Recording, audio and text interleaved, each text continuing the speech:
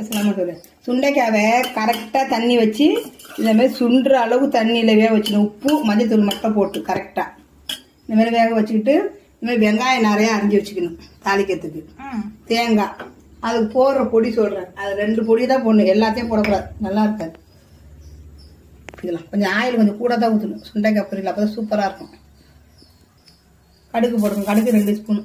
Okay. கடுகு நல்லா வெடிச்சிச்சு. வெங்காயம் நல்லா பெரிய வெங்காயம் நல்லா பெருசாக அரைச்சி வச்சுக்கணும். அப்போ தான் சுண்டைக்காய் நல்லா இருக்கும். நல்லா இது அரைச்சி விடணும்.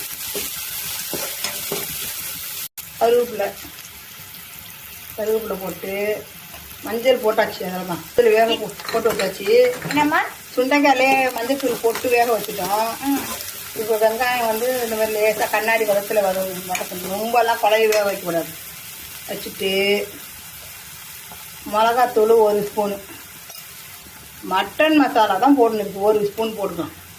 இதுக்கு மெயின் வந்து மட்டன் மசாலா தனி மிளகாத்தூள் தான் போடணும், வேறு எந்த பொடியும் போடக்கூடாது.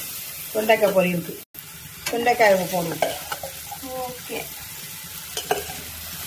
இப்போ நல்லா வதக்கும். உப்பு சுண்டைக்காயில் போட்டுருக்கு, கத்தா கட்டி வேணால் போட்டுக்கலாம்.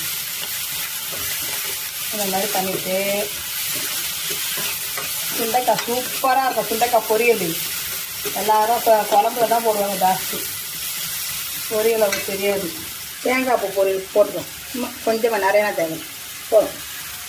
போட்டு சுண்டைக்காய் பொரியல் ரெடி.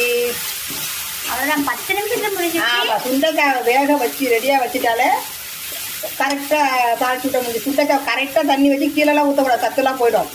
கரெக்டாக மஞ்சத்தூள் உப்பு போட்டு கரெக்டாக தண்ணி கரெக்டான அளவுக்கு வச்சு ஊற்றிட்டு முழுகிற அளவுக்கு பொரியல் ரெடி ஆகிடுச்சு. சுண்டைக்காய் பொரியல் ரெடி.